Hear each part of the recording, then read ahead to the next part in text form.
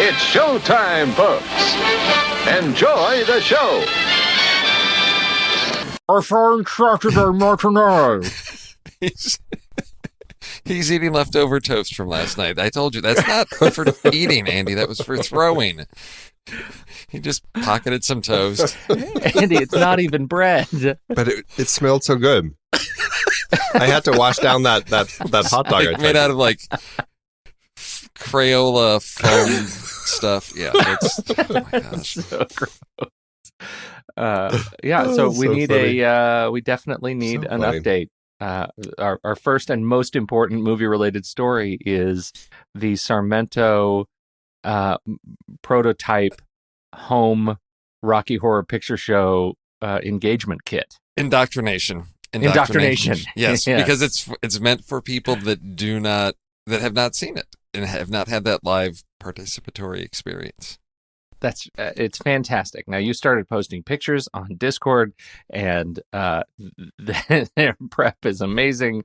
It is fully protected. The entire space is protected with tarps and sheets. And could you walk us through the setup, what you did to make this a reality?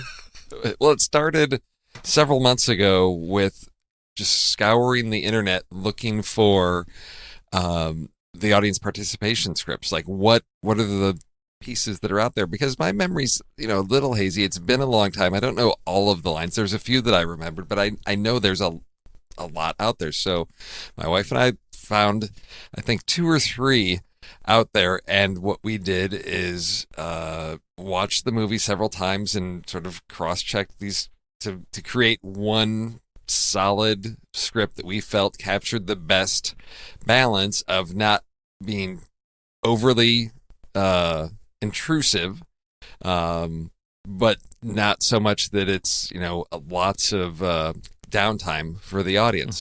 Mm-hmm. So that was getting the script honed, and then over the past week or two, it was getting all the props together and modifying, because we did not use squirt guns, because squirt guns, shooting them inside the house, not gonna work in a confined space. Didn't want to damage the ceiling, so we went with little spray bottles. So we made some slight modifications for not being in a big auditorium. That didn't keep someone behind me from getting way too close and filling my ear with water every time it was, quote, raining. So no, we did that. What we did is we distributed things. My wife and I had marked in our scripts what were times to distribute things to people, because it was tough there's a lot of pieces to juggle. So we had times when we'd say, okay, here's your toilet paper, hold on to this. Here's your hot dog, hold on to this.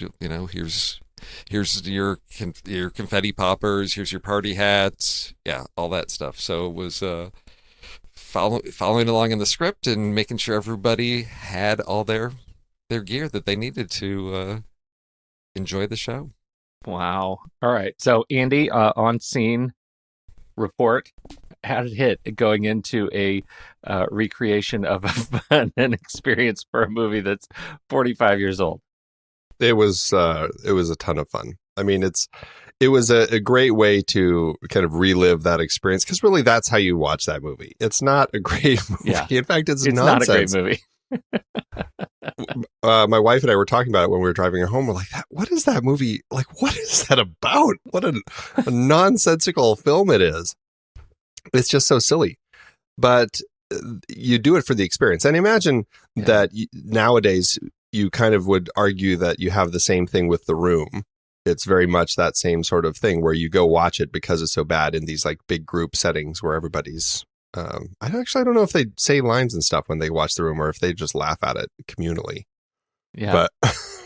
But no, they put on an amazing show. It was a ton of fun. So if they do it again, you need to get your butt out here. Well, I can't wait to see the next step, because if I know anything about the Sarmento household, that you should begin designing product photography boxes, like kit, the actual kit itself. and you'll be able to purchase this in stores near you. I can't wait. I don't know where you would pick something like this up.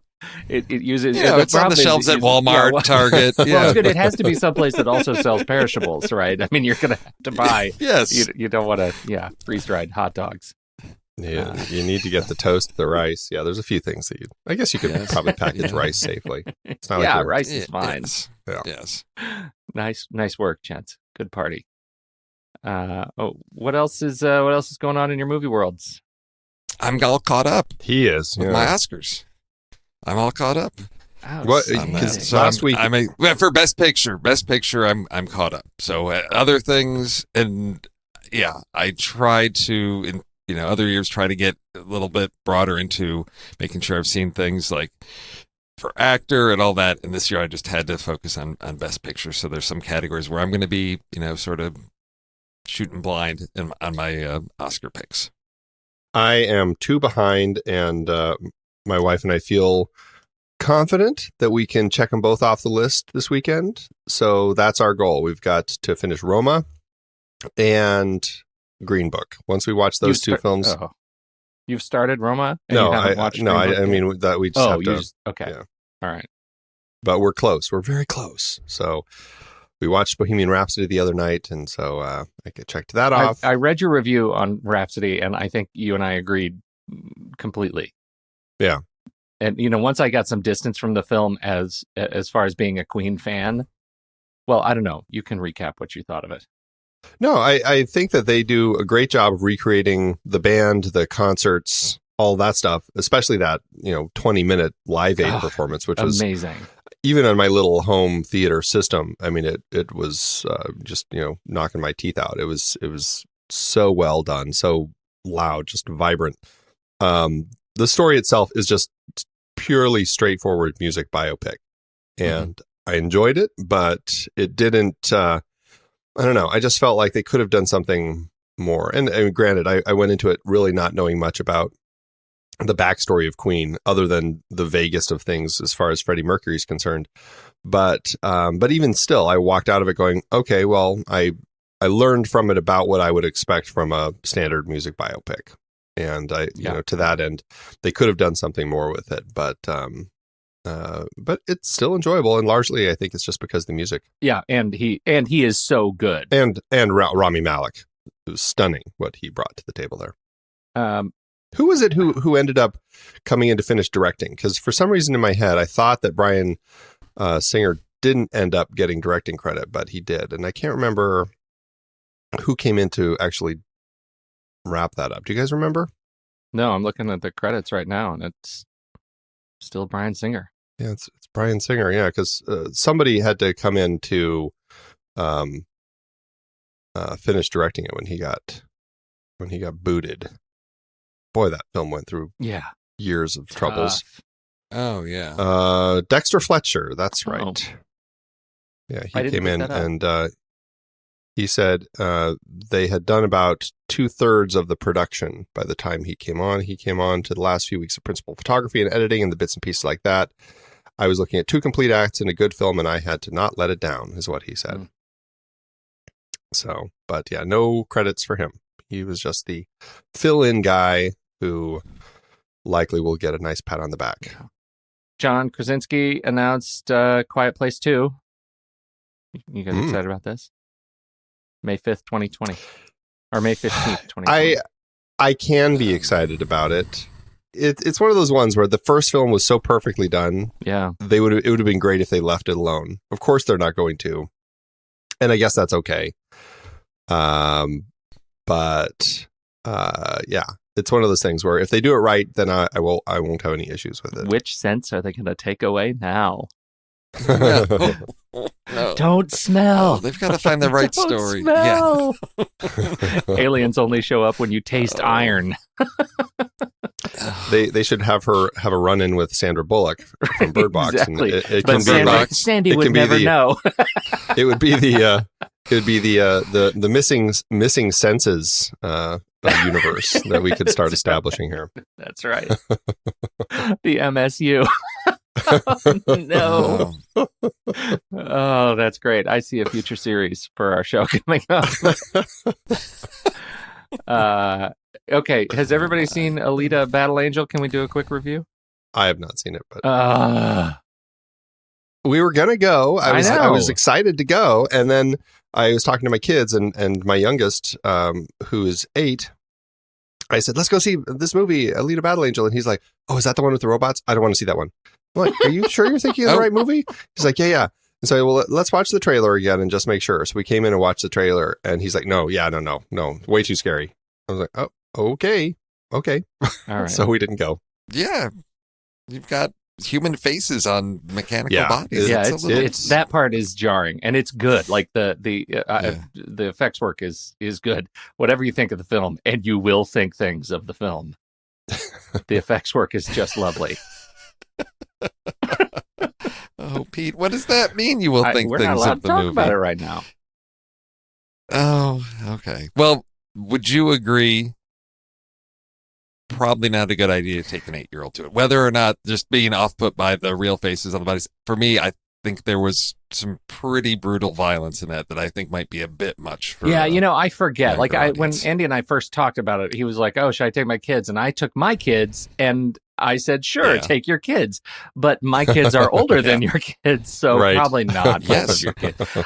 My youngest is 12, and we saw it, and he really enjoyed it, and really enjoyed it.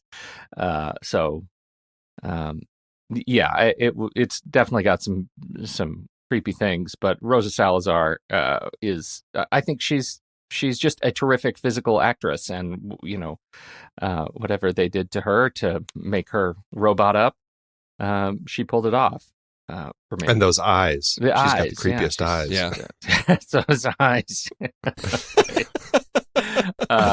And so, yeah. I don't know. Did you like it, Steve? Were you a fan? Well, he's the one who's been waiting 20 years, so I am excited. That's kind of what I want to hear. It's challenging because this is an adaptation of a series. I mean, this was a graphic novel or whatever series that ran for like several years. So there was so much story, and they had to pick part of it. And so I think they handled some pieces where there was some backstory and they didn't have to explain a lot, which I felt was good. But there's a much larger world here, and I mostly enjoyed it. I think there's some pacing issues and a few things. I didn't have a heart full of joy. I did enjoy it, but it wasn't like that. Yes, this is so much fun. I really love this movie. I have, as Andy likes to say, some quibbles. Yeah. I only have quibbles with my 5-star movies. Well, So I don't know. Pete, are you in the same boat there with it's fun but missing some things? Big sigh, Steve. I mean, it is. I do have some. I guess I don't have quibbles because it's not a 5-star movie for me. It's a work of art, like James Cameron's stuff is right now, which is it's a big, beautiful, extravagant, albeit hollow, Frankenstory. Mm-hmm. Like. The script is about as well put together as the worst cyborgs in the movie. You know what I mean? Like it's just sort of tripping over itself in ways that that were forehead slappingly like silly in areas that I just wanted. It felt like success was right in reach, like snatching defeat from the jaws of victory. They have every single component in this movie to make it fantastic. And it's, they forgot the script. Yeah. So. Ouch. Yeah. And yet I had a great time. And it baffles me that it's a 7.6 on IMDb. It just baffles me that it's that the, out of 44,000 votes that it is, that high. Let me remind you, I would rather go watch its predecessor, James Caan's 1975 Rollerball, which is only a 6.6. That's a fantastic movie. It's a fantastic movie. Yeah. I'm not sure where you were going with that. Well, you have to see. You're trying to make it sound like a bad movie you'd rather watch, but that's no. That's it. This is it's one of those more people should see Rollerball. It has fewer cyborg sword wielding cyborgs in it, but anyhow, the kids loved it. That's who it's for. Yes, they really loved it. Exactly. Yes, it was for the kids. It's for the kids. It is for the All kids. right. Do we have any other news? Marvel news. Let's do it. Do you guys hear the exciting Guinness Book of World Records Marvel news? Yes. I love this. Hugh Jackman was awarded Guinness Book of World Records record for his longest career as a live-action Marvel superhero for playing Wolverine. It wasn't just Hugh Jackman, though. Who was the other one? It was also Patrick Stewart. Wow. That's right, yes. You didn't see it because there's a video circulating on YouTube. Yeah. So Hugh Jackman's there, and they announced this to him, and then he has a little, I think, like video chat with Patrick Stewart, and they sort of share that honor. I don't know. I sort of feel like that's why would you give a Guinness Book Award? That's like, I mean, is there a Guinness Book for every job? Yeah, right. Who was the most long-standing James Bond? Is that in the Guinness Book of World Records? It does make you wonder. I don't know how these things get Yes. into the Guinness Book of World Records. It Yeah. is always a curiosity. He did say, when I was a kid, the Guinness Book of World Records was it. That's it. I've made it. This is why I got into showbiz. Yeah. And then he proceeded to say his first attempt was most coins snatched off at the elbow when he was 10, before moving on to the longest marathon playing badminton singles with his brother. Oh my God. Yes. Okay. Well, just so great. For a sense of perspective, it's right next to world's largest bee, spotted for the first time in nearly 4 decades, and it's as big as your thumb. Oh, that thing is frightening looking. Right? Like literally the Wow. bee is above Hugh Jackman as Wolverine. And look at what's what can take Wolverine down? That bee can. That bee can take Wolverine down. Also a history of record-breaking giants 100 years after the tallest man was ever born. So I guess Guinness does have a way to put all of these things in appropriate perspective. Thanks, Guinness. The only other Marvel news that I wanted to say, did either of you guys listen to the Wolverine podcast that they did? When was it? Like last year? Oh, it was the fictional one, right? Yeah, the fictional Wolverine podcast. I didn't. I had a great time No, listening to it. I thought they did a fantastic job. They had a great cast, great production values, and it succeeded well enough where they actually are going to have the next journey of Wolverine, the podcast, Marvel's Wolverine, The Lost Trail. It had a trailer drop this week, and it'll go live next month. So that if you're interested in listening to storytelling podcasts, I think they do a pretty good job with that one. So Awesome. Yes. Yeah, good stuff. That's great. I like the art. So, yeah, right. You don't get to see art really when you're listening to it. But. Yeah, no, it's not So not an it's nice to artful see medium. All right, should we do trailers? Let's do them. This was a very costume drama trailer heavy week. Yeah, what happened there? Yes, it was. I don't know. It just was a thing. It was a thing. It very much was. That was awesome. That's all that's out there, I guess. There's only costume dramas now. Yes. Well, we don't have an A24. We don't have a red band. So I'm going to go ahead and go in the order of posting, which means I get to go first. I like how you set that up for yourself. What do you think about that? Sure. My trailer is... Well, first of all, on all of these trailers, look at these casts, right? I looked at each one of these films, was like, this is a movie that needs to be made. Like, if you put all of these people together, I would be excited about whatever movie. But this one in particular... I'm going to take that, actually, for my trailer. I love that you just said that. What? Out loud for everybody to hear. Because you just included Kevin Costner in that list. I know, I did, Andy. God, believe me, I was coming to that. I can't believe that all of these trailers excite me the way that they do. they're great. Mine is The Kid. Comes from director Vincent D'Onofrio, who is also behind the story with Andrew Lanham, and he's in it a little bit. It stars Ethan Hawke and Dane DeHaan and Jake Shore and Leila George and Adam Baldwin and Chris Pratt as the mean uncle. Actually, in the write-up, they call him Evil Uncle, and I think that's fantastic. It's a story of Rio, played by Jake Shore, who goes across the southwestern United States to save his sister Sarah from evil Uncle Chris.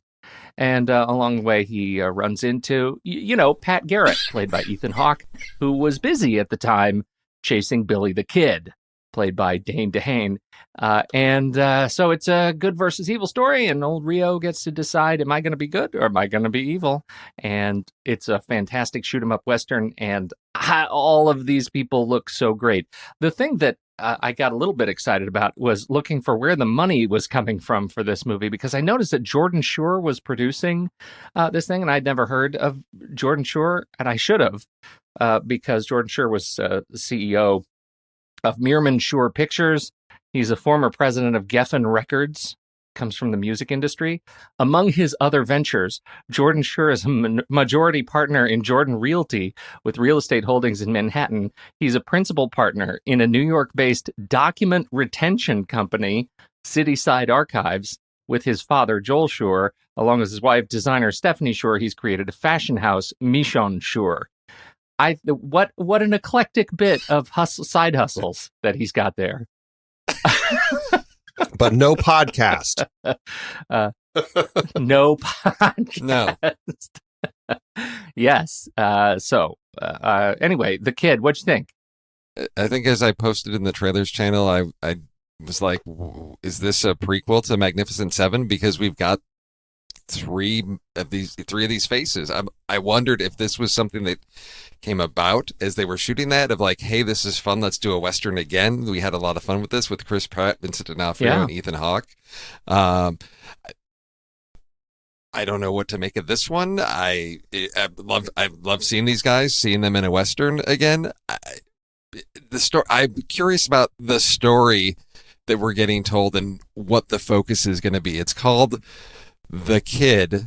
And so is it about Pat Garrett and Billy the Kid? Is it about the kid? And I'm wondering about the balance of the story. And that's what concerns me. Is the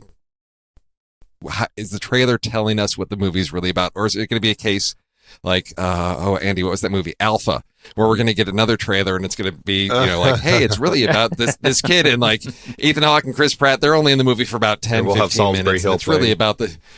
Yes, exactly. I'd see that movie. I don't know. Hill. Just Salisbury Hill. Yes. But please take Alpha away. Just Salisbury Hill. Just a black screen. I think, Steve, you're probably right. Yeah. And but because, everything else that I've read about the movie really says this is the movie that is about young Shore going across country, and that he runs into all of these colorful faces, but it really is a story of his journey to decide who he wants to be, and in the context of the bigger world that's going on around him. So my hunch is that they use all these faces to bring you into the movie, but that's okay. I'll try that anyway. I'm curious about it, largely because Vincent D'Onofrio is directing it. And I mean, it looks great. But I think the thing that I want to say maybe most piqued my curiosity about the whole story and what they're doing with it is the line that ends the trailer, or is toward the end of the trailer, when Ethan Hawke says, it doesn't matter what happens. What matters is the story they tell. Yeah. I was like, that could put an interesting spin on everything that they're doing here. And I wonder if that's going to be kind of a theme that they kind of play with over the course of it. So it piqued my curiosity for sure. So I guess the part that's intriguing, and Pete, maybe this is what you were hinting at, and I'm just not awake enough yet, but our star kid, Jake Shore, is the son of Jordan Shore that's producing this thing. Mm-hmm. So, hey, I've got a movie I'm going to make and put my kid in it. I want all these A-list actors around it so my kid has this fun experience being in it. He doesn't look terrible in it, though. He looks good. So, Yes, we'll see. The thing that D'Onofrio The thing about D'Onofrio directing, there's a movie that I haven't seen from April 2010 called Don't Go Into the Woods. Have either of you seen this movie? I have not. A young No. band heads to the woods in No. order to focus on writing new songs, hoping to emerge with new music that will score them their big break. They instead find themselves in the middle of a nightmare beyond comprehension. It is a horror musical directed by Vincent D'Onofrio, and it scored a massive 2.7 on the IMDb scale. Wow. Doesn't seem... this is like when you look at D'Onofrio's directing credits, it's 5 Minutes, Mr. Yeah. Wells, a short from 2005, and Don't Go Into the Woods and The Kid. That might not bode well. Yeah. So, to your point, Andy, I'm very curious about this. I'm big on Vincent D'Onofrio right now. I think he's great. I hope he is. He's got a property that that allows him to show off exceptional directing talent and not the other thing. Here's hoping. Comes out March 8th. It's coming right up. Who's next? All right, Steve, you're next. Steve, you're up next. All right. Yeah, I'm up next, and I probably picked this trailer because I've just been playing so much Red Dead Redemption 2 in my house, and so I was like, hey, it's like the game. There's a bad guy and comes in town, and people are getting shot, and it spoke to me that way because there's not a whole lot about this that I'm like, yeah, I've got to see this movie. But it looks like an interesting Western where you've got a town that's trying to be this nice, peaceful place, and you've got, dark characters that come in from out of town and start bringing trouble with them. So it's a type of story that's been told before.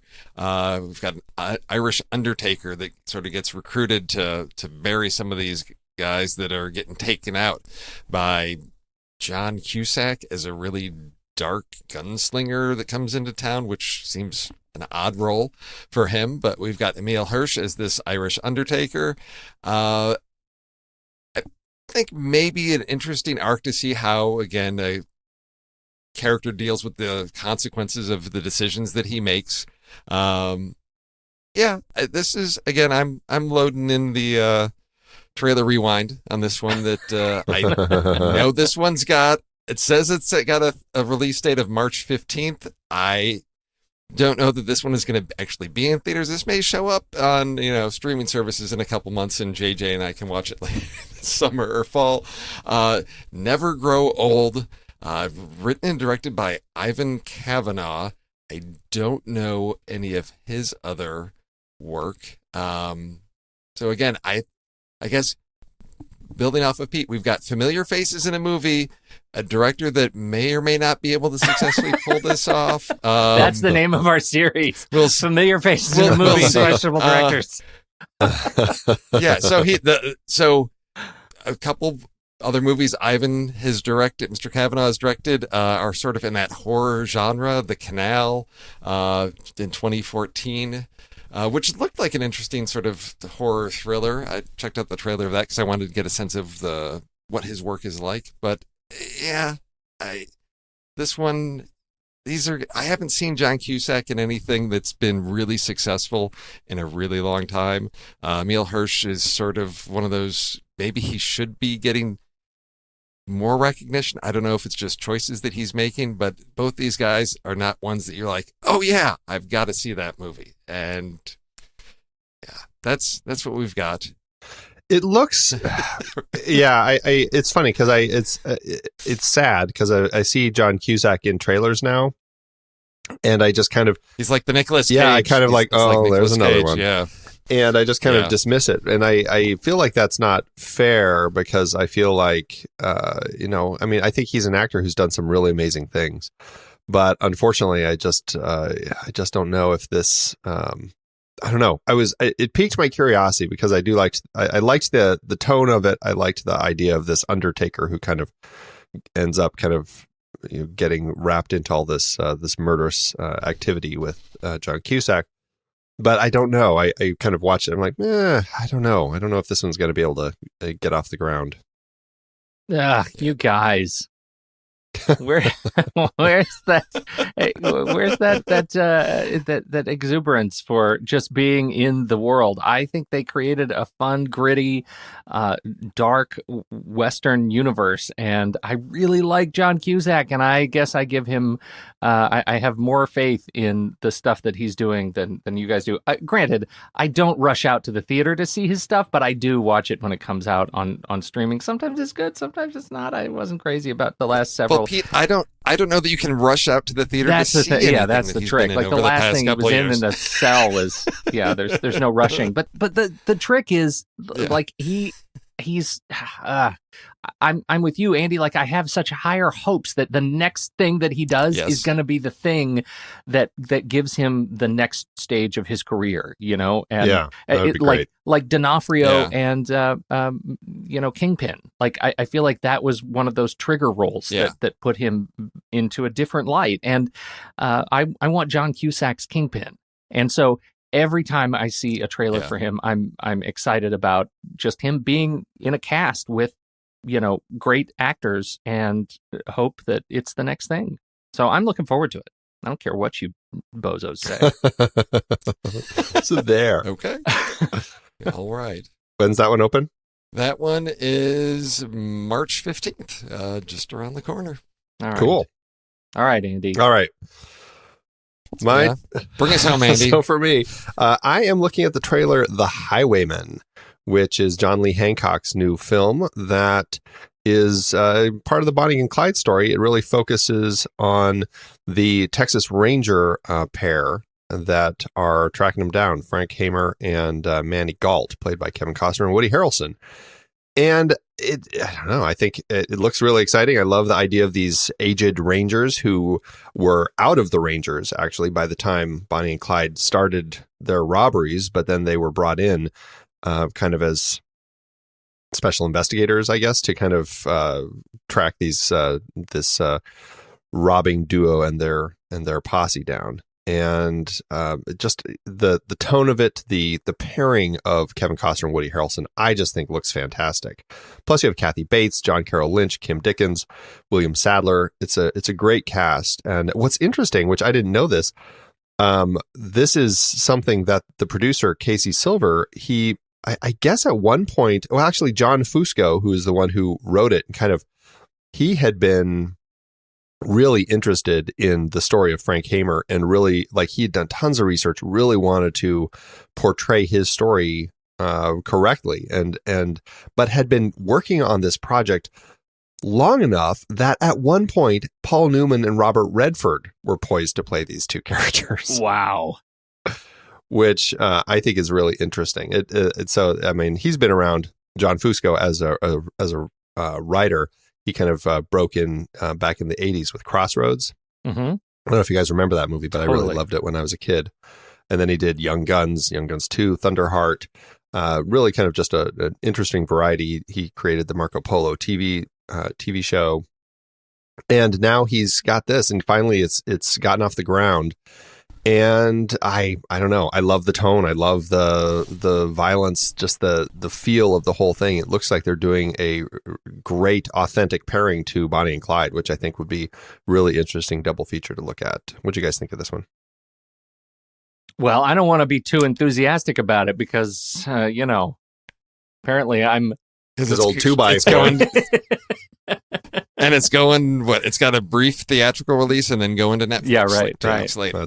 That's their model. I'll be able to rush get it to in my theaters couch. so we can get it Yeah. eligible for awards. And then, But John Lee Hancock, he's we have a non-questionable director in the seat. Yes. I mean, if anything, the Bonnie and Clyde story really needed a little dash of Saving Mr. Banks, and I think that's going to sweeten it up. And I'm very excited about that. Hopefully the songs are good. he wrote A Perfect World, which also had Kevin Costner, and I loved that film. Yes. I think that was a really it's interesting, a great film. one to look at. So that's the one I'm going to take, Pete. I mean, I love Saving Mr. Banks, but yeah, A Perfect World was also. I admit it. I enjoyed that movie, and I forget it when I think about my opinions of Old 2x4 because, yeah, that was a good one. Yeah. No, I think it hasn't directed a lot, but everything that I've seen has been really solid. The Rookie, The Blind Side, Yeah. Saving Mr. Banks, The Founder. Yeah, all solid. And I think with this cast, I mean, this is just, I love, 1967 Bonnie and Clyde, with, Faye Dunaway, Gene Hackman, Warren Beatty. So it's been a long time since we've seen that story, but I like the perspective we're taking on the other side of this. So I'm excited about this one. And fun fact, your trailers are related through like a 6 degrees of separation thing, because both John Fusco, who wrote this, and Andrew Lanham, who wrote The Kid. Pete's Pick, The Kid, both wrote or were contributors to 2017's film The Shack, about a grieving man receiving a mysterious invitation to meet with God at a place called The Shack. Look at that. Look at that. I have not heard of that movie. You didn't hear The Shack? Yeah. It's one of those that I think just kind of came by. Oh, wait. Well, yeah, exactly. That's, it sort of came and went, and but they both worked on that. So interesting. Sam Worthington, little- Octavia Spencer, and Tim McGraw. Oh, yeah. Yeah. It was based on a real popular Like book. a Christian sort of book thing. Yeah. Wow, a Christian sort of book thing. No, I haven't heard of that. Yes, exactly. Yeah. But Well, I'm excited about this one. It's I don't have issues with Kevin Costner. I don't either. So, I think he's great. yeah. Well, this one's going to premiere at South by Southwest on March 10th. Then it'll have a limited run in theaters March 15th, and then hit Netflix March 29th. So we'll all be able to see it very soon. I'll be Love it. first in line because of my fandom. I celebrate my fandom. I love it. All right, what's our list this week? Well, weirdly, you guys picked some good trailers that work, because you got a father producer with his son acting in it. We've got John Cusack in one of them. I don't really have anything. I guess Thomas Newman composed the music for mine, and John Schwartzman shot it. They both have family They're members both family members, right? in the industry. Wow. Oh, Rocky 5. We are going with family members acting together. Yes. Oh, Rocky 5. What a terrific And experience then that there was Rocky 5, yes. I don't know why you're so hard on this movie. Because it's... All right. Well, I think we should go in reverse order so I can go first. you should do that. Sure. Go for You it. go first. I was actually floored as I was going through and researching for this list. I'm like, this is easy pickings. Yeah. There are so many choices. Yeah. Hello, so really, it was like, exactly. Yeah. So it was really like, which ones do I really want to just throw out there for people? The first one I'm going to do is, and I debated about this. I'm like, does a husband-wife count? I'm like, well, of course they count. They're married. They get married and then they act together. It's not like a sibling, but I still think that it ends up counting because of that connection. So the first choice I'm going to go with is a movie I just thought was fantastic and trippy and just everything going on, and it was so much fun. It was the first time I had seen Kenneth Branagh do something that was a present day story, and I just loved it. Everything about it is the romantic thriller Dead Again, and Kenneth Branagh, of course, acts in it with his then wife Emma Thompson. And I just the pairing of the two of them with her issues as he's hypnotizing her, trying to pull stuff out of kind of what is going on with her past life and everything, became a really interesting story. So I had a fantastic time with it. Dead Again is my first choice. Excellent pick. Yeah. Oh, that's a great pick. Well, although I considered the married couple thing and said, well, they're not. Yes, they're related, but I'm tracking bloodlines because I thought that's sort Steve of called 23andMe and said, look, are they related? Yes or no? Even if they have different names, is there blood relation there? Can we connect them genetically? Yes. all right, so what'd you come up with, Okay. doctor? So I So my list was a little, so there were lots of, and I was like, well, no, can't do that, because it's married. It's like, oh, okay, so anything, a married couple. So it's like, you've got all your Tom Cruise and Nicole Kidman movies. I mean, I could just done a list with those. So I said, no, I'm going to keep it to what is truest to the film that we're basing this on, which is actual related family members. So I went back to one of my favorite sort of family pair working together of, related to my trailer, John Cusack and Joan Cusack in 16 Candles. Way back. They don't have scenes together, but I hadn't seen this movie in a long time, watched it with my kids a couple years ago, and I was just astounded at how solid this film is and how well it continues to hold up. It doesn't have those, yes, it feels dated a little bit, but the script doesn't pedal in, oh, this is funny because it's of its time. It is funny because it is universal experiences about being a teenager. So that is my first 16. That's a good. They are, and they're an easy one to choose from because they've done quite a few projects together. Does it count as a steal if we pick another film from the same pair? I don't think so. Asking for a friend. Okay. No, you can. I know what I know where you're going. Okay. Well, there are a number to choose from this particular pair, John and Joan Cusack, and I'm going to choose one that I don't know. Maybe it's a surprise. High Fidelity, which I really enjoyed, and I think I enjoyed it for the music even more than the movie because I listened to this soundtrack a lot. It was just fantastic. And who wrote the book? Why can't I think of that? That's Nick Hornby. It was a Nick Hornby book that is Nick not. Hornby. Yep. I don't know. This is one that I never read the book, but I haven't heard this one maligned as much as some of the other Nick Hornby books, like in ridiculed in pop culture. I think it was, didn't Ben Folds, his latest album was really just an entire concept album of putting the lyrics of Nick Hornby books to music. I'm pretty sure that's true. Interesting. And so they're very funny. And it's, it's work. Yeah, it's like the Nick Hornby picture show or something. Anyway, I don't know. Very funny. So I really enjoyed this movie, 2000, Stephen Frears director, and I have great memories of it, but that's probably good reason enough not to watch it again. Although 7.5 on the IMDb scale, so that's something. I need to rewatch that movie. Yeah. I really enjoyed it. Very interesting. I'll get to it after I watch In the Name of the Father because I have seen it, but I'm the same boat Andy is. I think I saw it in like 2000, 2001 when it first came out and haven't seen it since because I think there was a lot of hype about it for some reason that I enjoyed it, but it didn't live up to what everybody had been, sort of hyping it as to me. So I said, well, it's okay. This is one of those movies where John Cusack at that time, and even probably still, except for the fact that in the movie we talked about today, he's a murderous gunslinger. He is a guy that I find unnaturally easy to see myself in. From Grosse Point Blank to this to, I mean, you name it. Like, I feel like whatever age, maybe it's because I'm aging with him. I feel like I can watch his movies and feel very much like I'm in character. I'm there, and so it really doesn't. I guess that makes me more forgiving of the properties that might be less than great.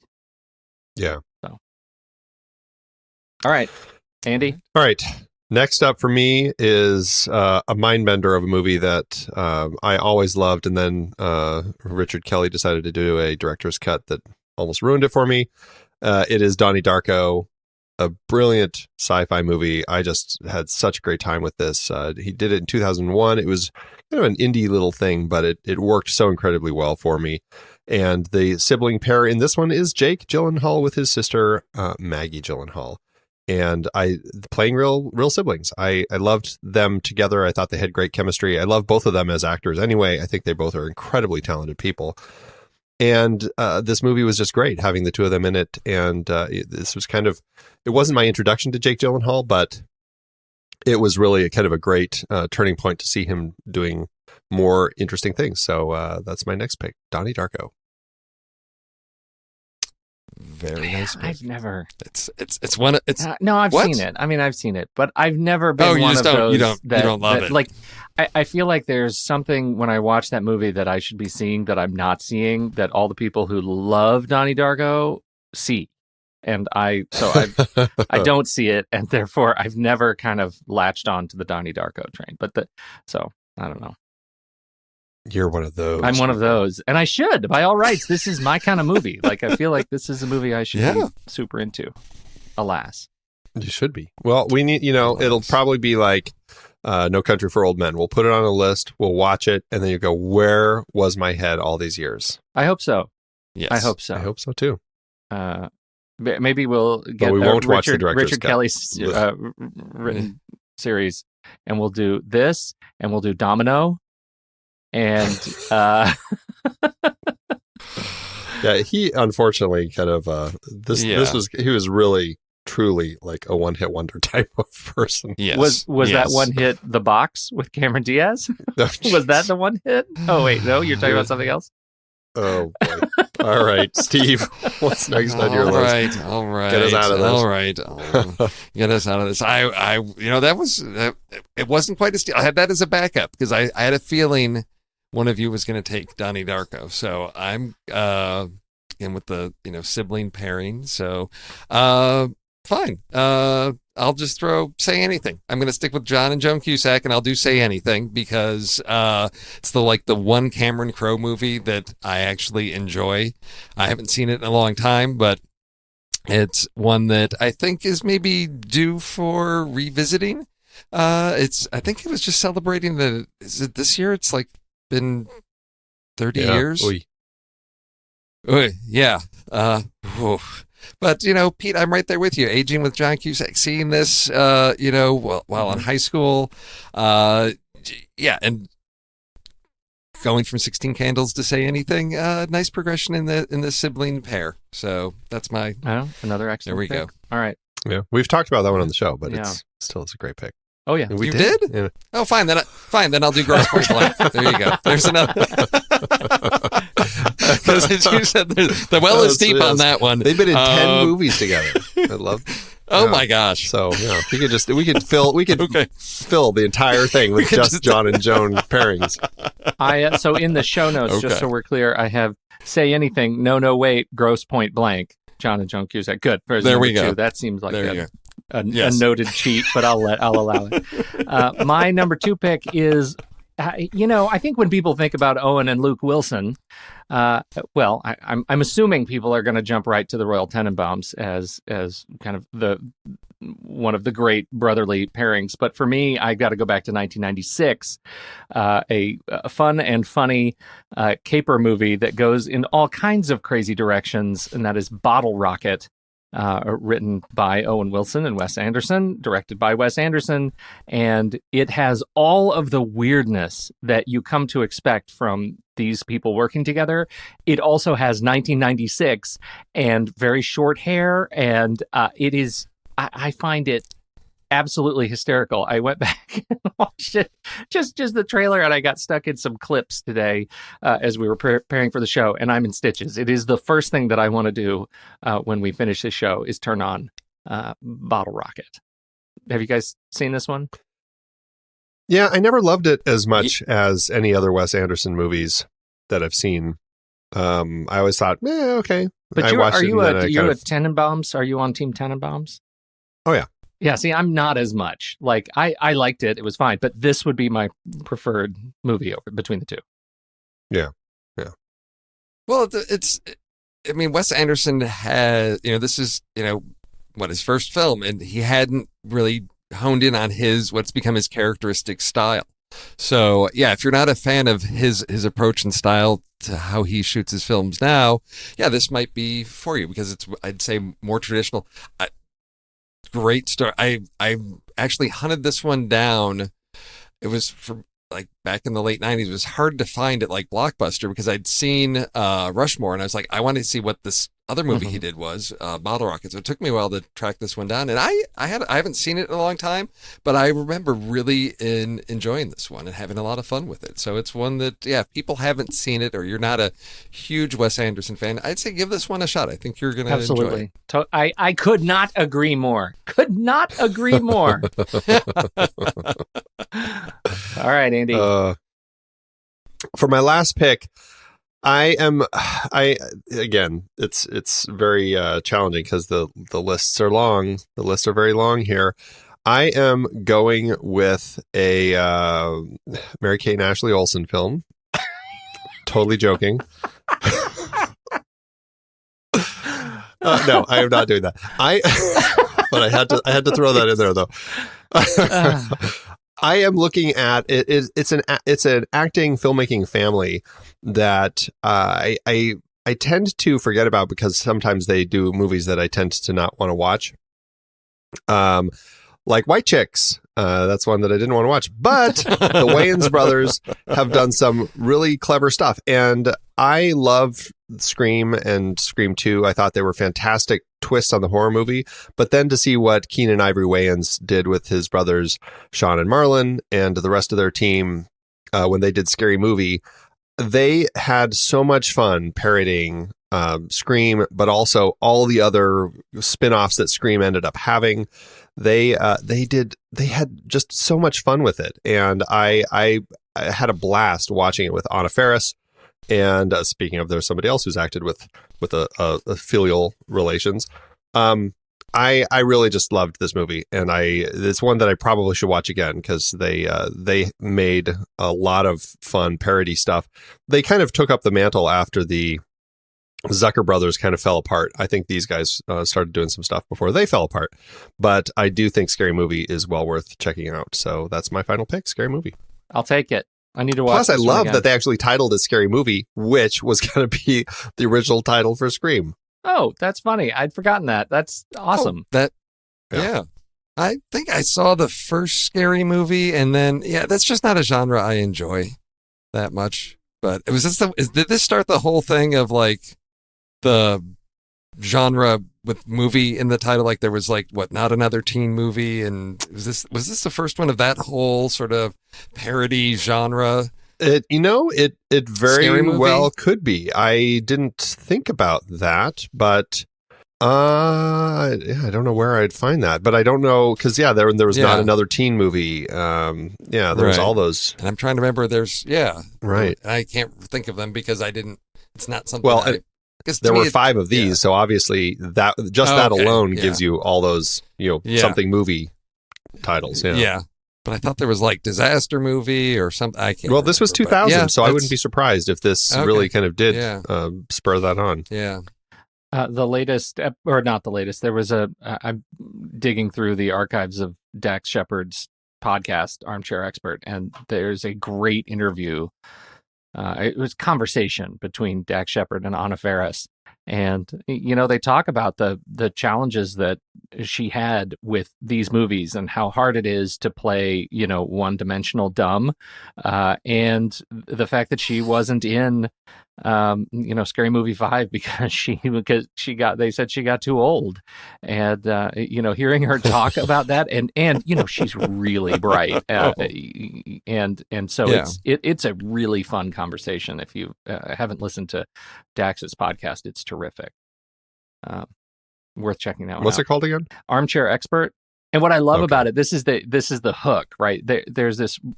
He has this wonderful co-host who speaks up occasionally, but the last segment on the show, she fact checks him. So the guest leaves, and then they have this segment where she goes through all of the crazy things that podcasters say where they might not be 100% accurate. Like this film made $70 bazillion. She says it didn't make 70 bazillion. It did make a lot of money. Here's how much it actually makes. So she fact checks all of the things that they say in their interview that are incorrect, and I love that bit. Like I show up for that. It's really fun. Yeah, cool. Steve, all right, your last pick. Okay, I'm gonna stay in the 80s, and this is one where I have not seen it. I am concerned that it might be a movie very much of its era, but again, Sticking with siblings, not the Cusacks this time because not returning to that well. But this is one that I don't know, because I guess this was late 80s, so, just getting out of high school. But this was a movie that, as I'm growing and maturing, like, okay, this is a movie that's tackling, what it's like, being older, so like I can sit down with an adult drama about grown-ups and their issues, and the Bridges brothers hiring Michelle Pfeiffer as the singer in the Fabulous Baker Boys. I remember really enjoying this movie. I don't know how well it is going to hold up if I were to revisit it now, but I just remember really having a good time with this because there weren't superheroes, there weren't explosions. It was just a nice, like, straightforward adult drama, and feeling like, yeah, I can understand and appreciate this movie. Michelle Pfeiffer's making whoopee in that movie is the definitive making whoopee. Yes, in all movies. Yes, so fun and fantastic. I love that movie. But I was going to say this one was one of Pete's favorites. Oh God, yeah, it is totally. Really. Okay. In fact, it's technically a steal. I sort of bumped it because I have a gimmick as my number one pick, but this was my number one pick until I found the gimmick. It's only a 6.8. Don't care. The IMDb scale doesn't exist for this movie. It's everything. Okay. All the piano stuff, the gruesome work. Yes. I mean, it hits me in the sweet spot.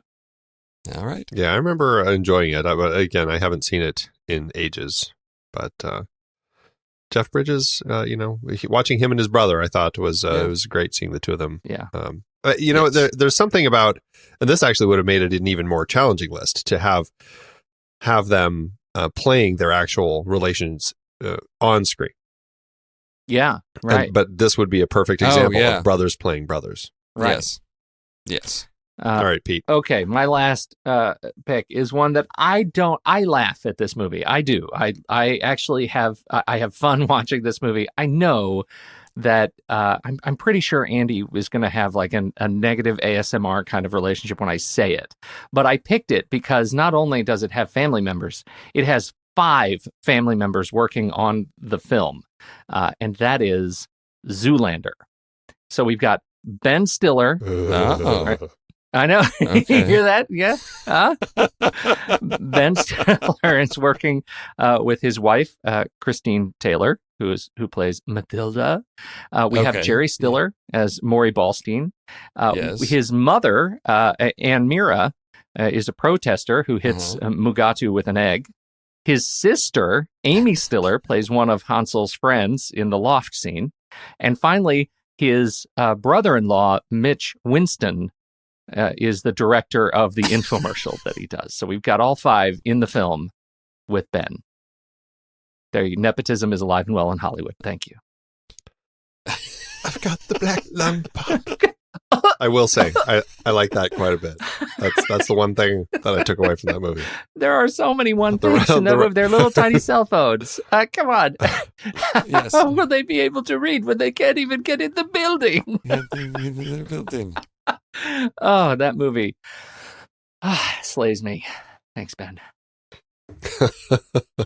That's a good list, and it's a good list of some, in cases, not great movies, but still a lot of fun and a lot of sibs.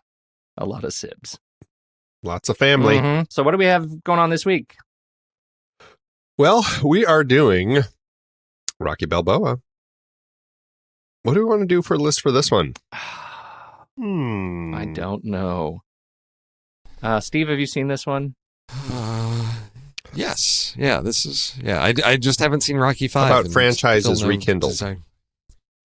Franchises rekindled. What is that? So Yes. Are we putting a year? Well, no, I would say, It's gotta be. well, there's 2 ways you can look at it. One, it's a franchise that stopped for a very long time, at least 10 years, I would say, Okay. and then got picked up again. Okay. Or you could say it's a franchise that kind of was running, you could say getting worse and worse and worse, and then they finally made one that also was like, oh, wow, here's a good one for a change. Okay, well, I like both of those. In that case, it wouldn't necessarily have to be right 10 years apart. It could be, like the Fast and Furious. Well, I don't. Now I'm ruining it. There you go. Yeah. Way to okay. go. I agree with that. And so either of these conditions can be met. Yes. All right. I think that We keep Okay. it broad enough for either of those. Or we could Yes. put them both as two options. Shall we see if we come up with two more? Sure. Yeah, I think we need to. So the plot keywords, as usual, are not helpful. Again, sweat, punching, No, fight, boxing. I don't know why you guys bother with that anymore. Because it's so fun. Because it's so much fun. Burt Young is irrelevant movies. That's not one. No. Punch in the face, punch in the stomach, punch. They've got all the punches. Movies written by the director. No, what about movies about because he comes out of retirement, so sort of that. Yeah, coming out of retirement movies, just in general. Yeah. Coming out of retirement, just somebody getting pulled back into something against their will, or just returning to something. So I like coming that. out of retirement. What I like about it. father-son Yeah. reconciliation movies?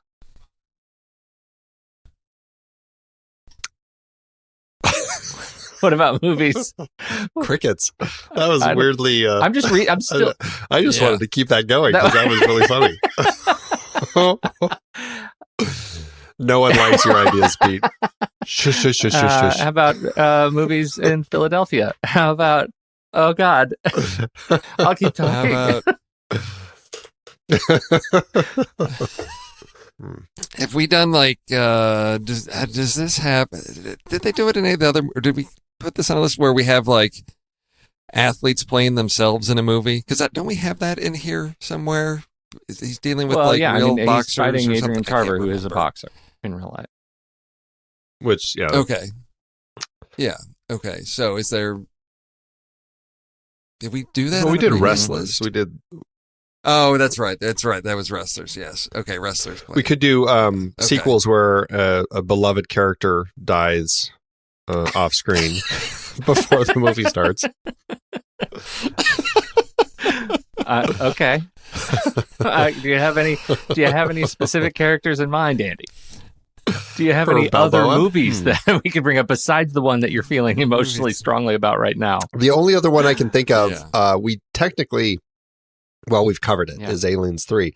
But technically, you do kind of see Newton Hicks die at the very beginning of the film. So I don't know if that completely counts, but they certainly did find a way to kill them off Right. pretty quickly.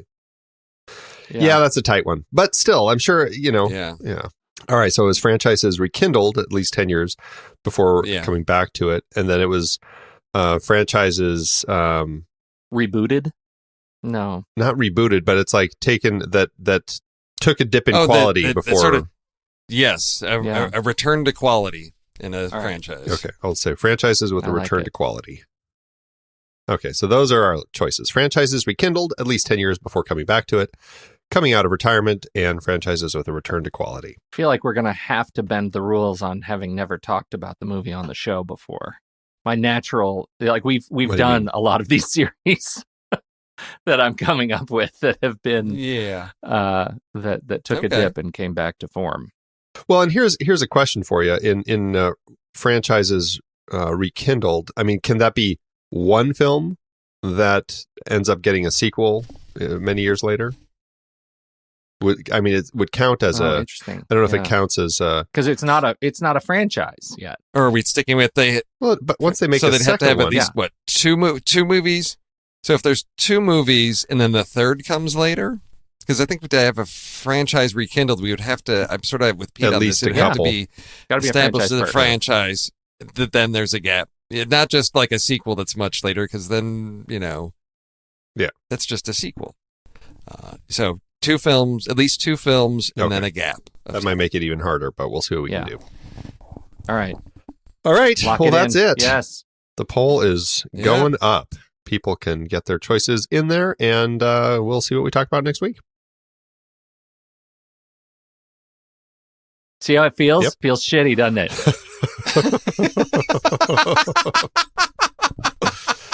You're a terrible, terrible person. Wow. Thanks everybody for joining us. We sure appreciate your time joining us for this fine Saturday matinee. Steve, Andy, good to talk to you. Have a great weekend. Hondo.